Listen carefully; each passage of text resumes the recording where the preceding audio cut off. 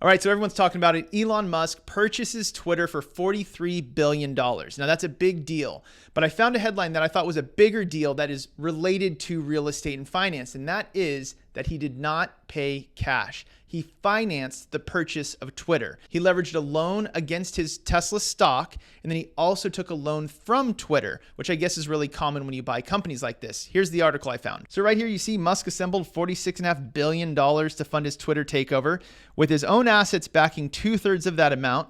Musk's portion includes a giant $12.5 billion loan secured by his stake in Tesla. The remainder comes from bank financing secured by Twitter's own assets. So why is this important? Because for us normal folks, we think that cash is king. And the reality is the way that the rich continue to get richer is they're utilizing leverage. So today what we're going to talk about is we're going to take this story and make it relevant to buying a house. So let's say you've been saving up for your home purchase and you have an investment account with $50,000 in the stock market. You want to take that $50,000 out to buy a $600,000 home. That's the example we'll use.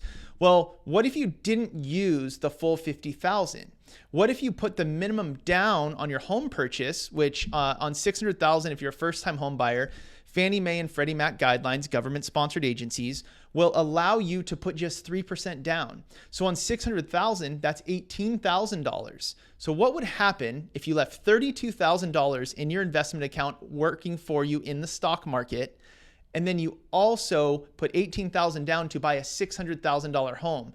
What I want to show you is how fast $50,000 turns into $250,000. This is why leverage is so important, and that's why this story struck home for me is we all can learn from it. All right, so what I've done here is I've built out a comparison. It doesn't work perfectly, but it's going to give me enough to show you what I want to show you. So we're going to buy a $600,000 home. We're going to put $18,000 down. Okay, I know there's closing costs. I'm not building those in today because I want to really focus in on the bigger picture here, on how we can leverage our money the same way that very wealthy people do. So next video is going to be about the market shifting a little bit. There is going to be an opportunity very soon, I'd say in the next few months, to where the market will soften. I'm not going to say the market's going to decrease, but the market will soften. You may have an opportunity to negotiate with the seller. And in those negotiations, you can have the seller pay for your closing costs.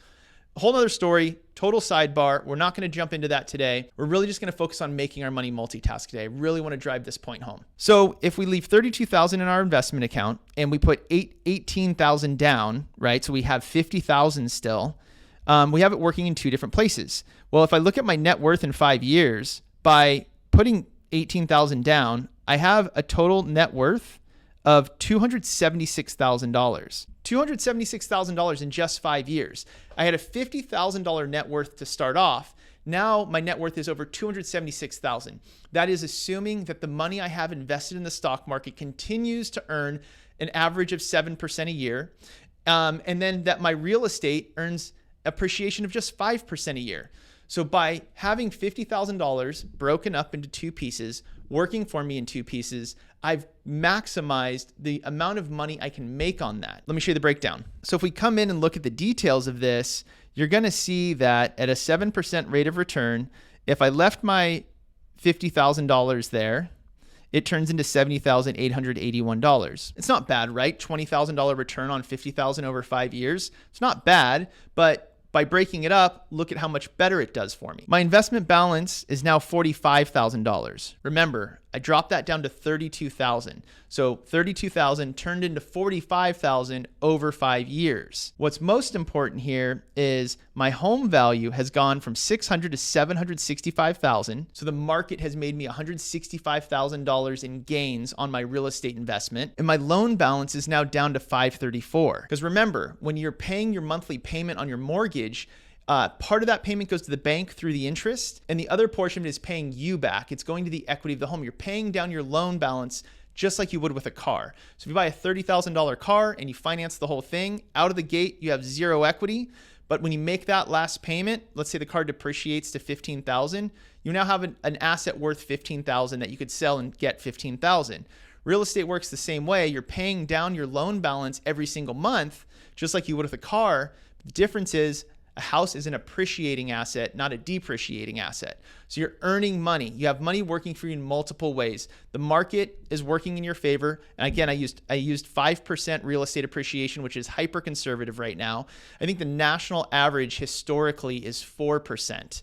And what we've seen in the last 2-3 years is close to 10% in most areas. So I'm being conservative. So if I take into consideration how the market has worked in my favor with appreciation, the fact that I've paid down my loan balance through my mortgage, and that I had $32,000 turn into $45,000 over 5 years, my total net worth is $276,690. It's that easy.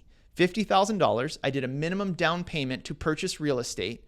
Now my $50,000 is earning me interest in the stock market, and I'm picking up appreciation with my real estate investment, and I'm paying down my loan balance. Both of those two things are giving me equity. So when I go and sell that property, I'm going to net, of course there's closing costs and fees to realtors and things you're going to have to pay when you sell. But how else do you turn $50,000 into over $250,000 in 5 years by just making your monthly payment, the same way you are with renting?